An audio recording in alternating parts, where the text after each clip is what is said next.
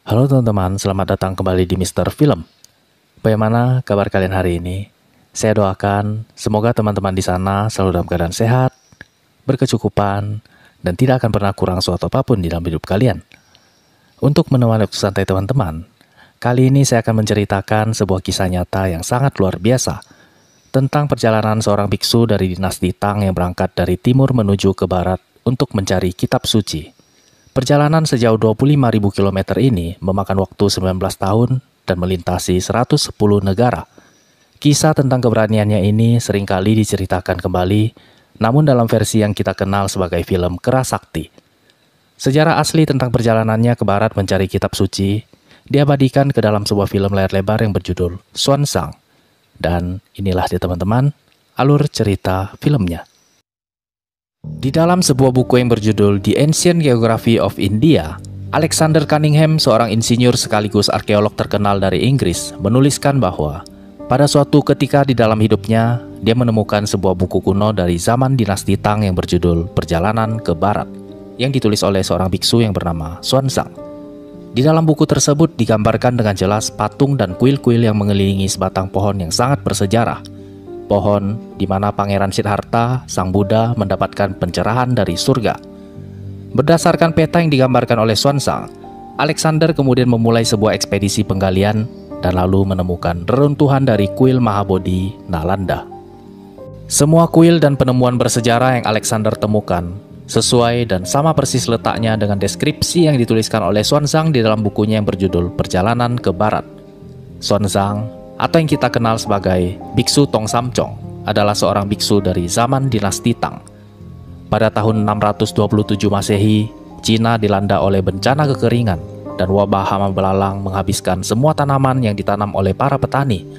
Kelaparan terjadi di mana-mana, membuat orang-orang pada saat itu terpaksa harus pergi meninggalkan rumah dan desa mereka karena sudah tidak ada lagi makanan yang bisa untuk dimakan. Para biksu hanya bisa berdoa dan memohon kepada Tuhan supaya bencana besar yang menimpa negeri mereka ini cepat berakhir. Namun permasalahannya adalah kitab suci agama Buddha yang ada di Cina pada saat itu semuanya ditulis dalam berbagai jenis bahasa terjemahan yang berbeda, dan tidak ada satupun kitab yang ditulis menggunakan bahasa aslinya, yaitu bahasa Sanskerta. Realita menyedihkan ini kemudian membuat Biksu Tong membulatkan hatinya untuk berangkat dari Cina menuju ke India yang berada di sebelah barat dunia, demi mencari kitab suci agama Buddha yang ditulis menggunakan teks asli bahasa Sanskerta. Meskipun gurunya telah memperingatkan Biksu Tong bahwa kaisar melarang perjalanannya ini, namun Biksu Tong bersikeras bahwa apapun yang terjadi, dia akan tetap berangkat ke barat untuk mencari kitab suci. Biksu Tong memulai perjalanannya dari Chang'an, kampung halamannya, menyusuri gurun tandus hingga dia tiba di sebuah kota yang bernama Liangzhou. Sebuah kota sunyi di daerah terpencil, namun memiliki masyarakat yang terbiasa dengan pola hidup kekerasan. Biksu Tong menyaksikan warga di kota tersebut saling membunuh satu dengan yang lainnya, dan mayat manusia ditinggalkan begitu saja di tepi jalan. Sebagai seorang biksu, tentu saja dia tidak bisa membiarkan mayat-mayat tersebut tergeletak begitu saja di tepi jalan. Biksu Tong kemudian memanjatkan doa untuk orang-orang yang baru saja terbunuh itu. Ketika dia sedang berdoa, tiba-tiba saja beberapa orang petugas penjaga keamanan kota berjalan menghampirinya. Biksu Tong kemudian dibawa untuk menghadap wali kota Liangzhou. Wali kota bertanya kepadanya, apa kepentingan yang membawa dirinya sampai di Liangzhou. Dengan rendah hati, Biksu Tong berusaha menjelaskan bahwa dia sedang melakukan perjalanan menuju Sidu. Mendengar tujuan Biksu Tong, wali kota kemudian bertanya, apakah dia memiliki izin untuk melewati perbatasan kota. Menyadari kesalahannya, Biksu Tong dengan jujur menjawab bahwa dia tidak memiliki izin sama sekali. Dia akan melewati perbatasan bersama para imigran gelap yang sedang berusaha lari dari bencana kelaparan. Jawaban jujur apa adanya dari Biksu Tong seketika membuat wali kota merasa geram dan langsung memerintahkan kepadanya untuk menghentikan perjalanannya. Mendengar keputusan wali kota yang begitu tegas, Biksu Tong kemudian berusaha menjelaskan bahwa dia melakukan perjalanan ke barat demi membawa pulang kitab suci ajaran Buddha untuk diajarkan kepada seluruh rakyat negeri Cina. Namun ternyata penjelasan dan niat mulia Biksu Tong sama sekali tidak diindahkan oleh sang wali kota. Malahan, wali kota mengancam bahwa dia akan mengeluarkan perintah penangkapan kepada semua kota yang akan dilalui oleh Biksu Tong. Walaupun mendapat kecaman keras dari wali kota Liangzhou, Biksu Tong tetap melanjutkan perjalanannya. Setelah kembali mengarungi padang gurun tandus, tibalah dia di kota selanjutnya yang bernama Guazhou. Ketika sedang meminum semangkuk bubur yang disedekahkan oleh seorang tukang bubur, tiba-tiba saja Biksu Tong kembali dihampiri oleh polisi di kota tersebut. Biksu Tong kemudian dibawa ke kantor polisi untuk dimintai keterangan. Di dalam kantor polisi, tampak seorang kapten muda telah menunggu kedatangan Biksu Tong.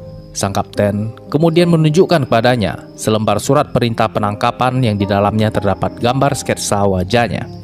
Kapten kemudian bertanya kepada Biksu Tong, apakah benar gambar di dalam surat perintah penangkapan tersebut adalah sketsa wajahnya. Sang kapten meminta Biksu Tong untuk berkata dengan sejujur-jujurnya. Biksu Tong kemudian memberitahukan kepada sang kapten bahwa namanya adalah Xuanzang, dan benar itu adalah gambar dari wajahnya. Sang kapten yang mendengar kejujuran Biksu Tong kemudian terkejut, karena selama dia menjabat sebagai seorang kapten polisi, baru kali ini dia melihat seseorang yang tidak mengelak dari kesalahannya. Sang kapten kemudian bertanya kepada Biksu Tong, apa tujuan dia melakukan perjalanan ke barat. Sama seperti jawaban yang dia berikan kepada wali kota Liangzhou, Biksu Tong menjelaskan bahwa dia melakukan perjalanan ke barat demi untuk mencari kitab suci dan membawanya pulang ke Cina. Kapten kemudian menjelaskan kepada Biksu Tong semua rute yang akan dia lewati apabila dia melakukan perjalanan ke barat. Menurutnya, perjalanan tersebut sangat mustahil dilakukan, apalagi tanpa berkuda dan hanya berjalan kaki. Mendengar penjelasan sang kapten, Biksu Tong kemudian berkata bahwa walaupun bila akhirnya dia harus tewas di tengah perjalanannya, dia akan tetap sangat ikhlas, karena di dalam hatinya hanya satu hal yang paling penting, yaitu membawa pulang Dharma Sang Buddha. Tepat ketika Biksu Tong baru saja menyelesaikan perkataannya, tiba-tiba saja terjadi sebuah keajaiban. Tampak dari balik jendela bunga-bunga sakura tiba-tiba saja jatuh berguguran tiada henti dari pohonnya, seolah alam ikut terharu melihat niat tulus dan mulia yang diperjuangkan segenap hati oleh Biksu Tong. Sang kapten yang terpana melihat keajaiban tersebut langsung mengambil surat perintah penangkapan dan segera merobeknya menjadi dua. Sang kapten kemudian mempersilahkan Biksu Tong untuk kembali melanjutkan perjalanannya menuju ke barat. Biksu Tong berjalan melintasi gurun pasir yang panas. Dia berjalan berdamping-dampingan dengan para musafir yang membawa barang dagangan berkelana dari satu negeri ke negeri yang lainnya. Ketika sedang melintasi sebuah desa kecil di tengah gurun pasir, tiba-tiba saja Biksu Tong diikuti oleh seorang pemuda yang bernama Fandak. Pemuda ini kemudian memohon kepada Biksu Tong untuk menjadikan dia muridnya. Di momen bersejarah inilah Biksu Tong mendapatkan murid pertamanya, yang kemudian disulap oleh industri perfilman menjadi sosok Sun Gokong alias Kera Sakti. Biksu Tong kemudian mengangkat Fandak menjadi muridnya dan lalu mengajarkan Dharma kepadanya. Perjalanan yang dilalui oleh Biksu Tong bersama Fandak tidaklah mudah. Fandak adalah seorang mantan perampok gurun pasir yang memiliki masa lalu yang sangat gelap. Dia ingin mengikuti Biksu Tong karena dia sudah sadar akan dosa-dosanya di masa lalu dan dia ingin bertobat. Perjalanan Fandak mengikuti Biksu Tong berakhir ketika pada suatu malam Fandak berencana untuk membunuh Biksu Tong. Namun untung saja dia tidak tega untuk menghabisi gurunya itu. Keesokan harinya, Biksu Tong bertanya kepada Fandak, mengapa semalam berniat untuk membunuh dirinya. Mendengar pertanyaan gurunya itu, Fandak segera berlutut dan memohon kepada gurunya untuk kembali saja ke Chang'an, kampung halaman mereka. Dia memohon kepada gurunya untuk jangan melanjutkan perjalanan lagi, karena di depan mereka adalah perbatasan yang paling ketat dan hukuman untuk orang yang berani menyelinap masuk tanpa membawa izin tertulis dari kaisar adalah seluruh keluarganya akan dihukum mati. Itulah mengapa Fandak sempat berniat untuk menghabisi gurunya itu, karena dia takut apabila dirinya tertangkap, seluruh keluarganya di rumah akan ikut dihukum mati. Melihat muridnya diselimuti oleh rasa takut, Biksu Tong kemudian menyuruh Fandak untuk pulang kembali ke Chang'an.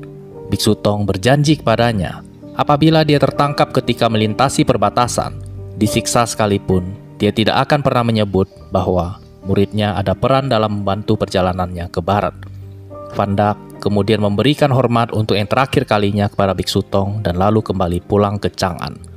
Dalam perjalanannya melintasi sebuah desa, seorang penduduk desa yang baik hati memberikan kudanya kepada Biksu Tong. Kuda inilah yang biasanya kita saksikan di dalam film-film kerasakti yang selalu setia menemani sang biksu dalam perjalanannya menuju ke barat. Perjalanan berlanjut dan akhirnya tibalah Biksu Tong di daerah perbatasan. Dan benar saja perkiraan Van Dak, Biksu Tong tertangkap oleh tentara penjaga perbatasan. Biksu Tong kemudian dibawa untuk menemui jenderal dari para tentara yang menjaga pos pertahanan perbatasan. Merasa bahwa nasibnya sudah berada di ujung tanduk, Biksu Tong hanya bisa pasrah dan tidak melawan ketika dia dibawa untuk menemui sang jenderal. Namun entah apa yang merasuki hati sang jenderal pada saat itu, yang biasanya terkenal tegas dan kejam. Sang jenderal malah mempersilahkan Biksu Tong untuk duduk dan lalu memberikan makanan kepadanya. Sang jenderal hanya bertanya satu hal kepada Biksu Tong, bagaimana sebenarnya cara untuk menjadi ikhlas dan bahagia. Mendengar pertanyaan sang jenderal, Biksu Tong kemudian menjelaskan kepadanya tentang Dharma 4 kebenaran mulia, yang seketika itu juga langsung menjawab pertanyaan yang selama ini selalu menghantui hidup sang jenderal. Setelah mendapatkan pencerahan dari Biksu Tong, sang jenderal tiba-tiba saja terbuka hatinya dan meminta Biksu Tong untuk mengajarkan Dharma Buddha kepadanya. Setelah urusannya dengan sang jenderal selesai, Biksu Tong kembali melanjutkan perjalanannya. Dia berjalan siang dan malam tanpa henti melintasi gurun pasir yang seolah-olah tidak berujung. Cobaan kembali menerpa dirinya pada suatu siang ketika dia sedang memberi air minum kepada kudanya. Tiba-tiba saja bertiup angin kencang yang mengempaskan persediaan air minumnya hingga tertumpah semua dan tidak bersisa. Cobaan seakan-akan tidak ada habisnya menghiasi sepanjang perjalanannya mencari kitab suci. Dia berjalan dan terus berjalan hingga bahkan kudanya pun tampak sudah menyerah dan tidak mau lagi melanjutkan perjalanan bersama dirinya. Biksu Tong terus menyeret kakinya selangkah demi selangkah, hingga akhirnya dia tumbang dan terkulai di atas pasir. Disinilah keajaiban kembali terjadi. Sungguh Tuhan memang tidak pernah tidur. Kudanya berbaring di sebelahnya dan menyuruh dia untuk naik ke atas punggungnya. Sang kuda menggendong Biksu Tong yang lemas dan terkulai hingga sampai ke sebuah mata air yang berada di tengah-tengah gurun pasir. Mengalami mukjizat yang luar biasa seperti itu, Biksu Tong segera mengucap syukur dan hanya bisa menangis senang. Persinggahan Biksu Tong selanjutnya adalah sebuah kerajaan tetangga yang bernama Kerajaan Gaochang. Raja Kerajaan Gaochang menyambut kedatangan Biksu Tong dengan sambutan hangat. Sang raja bahkan meminta Biksu Tong untuk menjadikan dirinya seorang murid. Biksu Tong kemudian tinggal selama beberapa bulan di Kerajaan Gaochang untuk mengajar dan menyebarkan Dharma Sang Buddha. Hingga pada suatu hari, tiba-tiba saja sang raja berusaha untuk membujuk Biksu Tong untuk melupakan perjalanannya ke barat untuk mencari kitab suci. Dia meminta kepada Biksu Tong untuk tinggal selamanya di kerajaannya itu. Mendengar permintaan sang raja, Biksu Tong kemudian berkata bahwa penawaran yang diberikan oleh sang raja kepadanya sangatlah murah hati, namun dia tidak bisa menerimanya. Jawaban dari Biksu Tong tersebut ternyata membuat sang raja menjadi marah. Sang raja kemudian memberikan dua pilihan kepada Biksu Tong, yaitu tinggal di kerajaannya dan hidup dengan nyaman, atau dia akan dipulangkan ke dinasti Tang. Biksu Tong kemudian menjawab sang raja bahwa raja bisa memenjarakan tubuhnya tetapi tidak jiwanya. Semenjak hari itu, Biksu Tong hanya berdiam diri duduk di dalam kamarnya. Dia tidak mau makan, minum, dan bahkan tidur. Itu dilakukan olehnya selama berhari-hari, hingga dia hampir mati.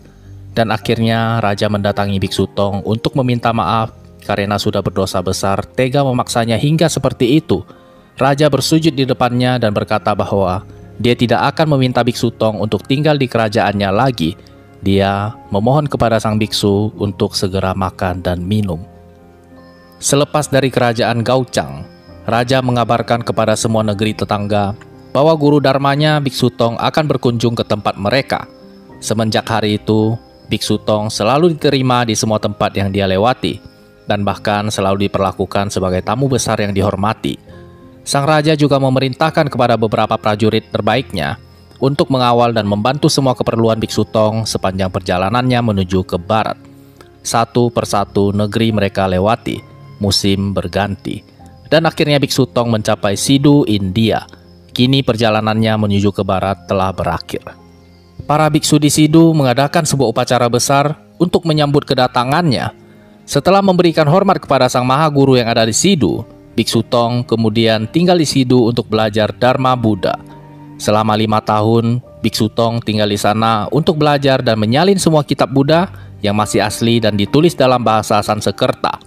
Setelah menyalin semua kitab dan memahami Dharma Sang Buddha, kini saatnya dia harus kembali ke kampung halamannya. Sebelum meninggalkan India, Biksu Tong menyempatkan diri untuk singgah ke sebuah pohon di sebuah kuil suci, pohon di mana Siddhartha Gautama Sang Buddha mendapatkan pencerahannya dari surga. Dia mengucapkan syukur yang sebesar-besarnya karena telah diberikan kesempatan untuk berdoa di bawah pohon yang sama dengan Sang Buddha. Dalam perjalanannya pulang, Biksu Tong melintasi sebuah desa di mana dia bertemu dengan sepasang suami istri yang bersujud dan memberikan makanan untuknya. Biksu Tong kemudian menolak buah-buahan yang diberikan oleh mereka dan menyuruhnya untuk menjualnya ke pasar saja. Dia hanya meminta bantuan untuk ditunjukkan jalan menuju desa selanjutnya. Dalam perjalanannya itu, Biksu Tong bertanya kepada pria yang membantunya, mengapa memakai topeng untuk menutupi wajahnya. Pria tersebut bernama Jayaram. Jayaram kemudian menjelaskan kepada Biksu Tong bahwa dia adalah yatim piatu sejak kecil. Dia menjadi seorang budak di sebuah keluarga yang kaya. 6 bulan yang lalu, rumah tuannya mengalami kebakaran. Di tengah kobaran api, dia berusaha menyelamatkan putri tuannya yang terjebak di dalam kamar. Dia kemudian disalahkan oleh tuannya atas kebakaran yang terjadi dan dituduh telah menodai putri tuannya. Sejak hari itu, dia dikutuk oleh tuannya dan harus menggunakan topeng untuk menutupi wajahnya. Biksu Tong kemudian bertanya kepada Jayaram, apakah ada cara untuk mengangkat kutukan ini? Jayaram kemudian berkata bahwa hanya Brahmana yang dapat melepaskannya dari topeng. Namun, siapalah yang mau kasihan kepada budak seperti dirinya? Merasa iba kepada Jayaram, Biksu Tong kemudian menghadap Brahmana, pendeta suci agama Hindu, dan memohon kepadanya untuk sudi mengangkat kutukan yang telah dijatuhkan kepada Jayaram. Brahmana yang sangat menghormati Biksu Tong kemudian menyuruh Jayaram untuk mandi di sungai Gangga setelah 10 hari, maka kutukannya akan dibersihkan. Jayaram, seorang budak yang dikutuk karena dituduh menjalani cinta terlarang ini, kemudian disulap oleh industri perfilman menjadi sosok Chupatkai yang biasa kita tonton di dalam film Kera Sakti. Setelah Jayaram dibebaskan dari kutukannya, Biksu Tong kembali melanjutkan perjalanannya pulang ke Cina. Kabar bahwa Biksu Tong berhasil mencapai India dan sekarang sedang dalam perjalanannya membawa kitab suci pulang ke Cina sampai ke telinga Raja Dinasti Tang. Raja kemudian memberikan titah kepada semua pejabat di seluruh negeri Cina untuk membantu perjalanan Biksu Tong. Semua desa dan kota yang dilalui oleh Biksu Tong menyambut kedatangannya dan mengagung-agungkan dirinya. Segala kesulitan dan cobaan yang dialami oleh Biksu Tong kini telah berlalu. Setelah berjalan selama 5 tahun, Biksu Tong kini sampai ke kampung halamannya di Chang'an. Sekujur tubuhnya bergemetaran ketika dia menatap kampung halamannya. Air mata bahagia menetes tak tertahankan dari kedua bola matanya. Biksu Tong berhasil melakukan perjalanan menuju ke barat dan pulang kembali ke tanah kelahirannya dengan membawa Dharma Sang Buddha. Kisah tentang perjalanannya ke barat mencari kitab suci dikenang untuk selama-lamanya dan keberaniannya diceritakan kembali sampai hari ini. Dan film pun selesai. Itulah dia teman-teman, sebuah kisah luar biasa tentang keberanian Biksu Tong yang menempuh perjalanan sejauh 25.000 km dari timur ke barat demi untuk mencari kitab suci. Banyak sekali hikmah yang bisa kita ambil dari kisah film luar biasa yang satu ini. Salah satunya adalah, barang siapa yang terus berusaha walaupun cobaan dan rintangan selalu menerpa seakan tiada habisnya, bersabarlah, yakinlah, badai pasti berlalu. Dan keteguhan hati yang kita genggam erat selama ini pastilah akan membuahkan hasil. Saya ucapkan banyak terima kasih buat teman-teman yang telah mendengarkan cerita ini sampai selesai. Jangan lupa dijaga kesehatannya di sana, dan sampai berjumpa lagi di cerita Mr. Film selanjutnya.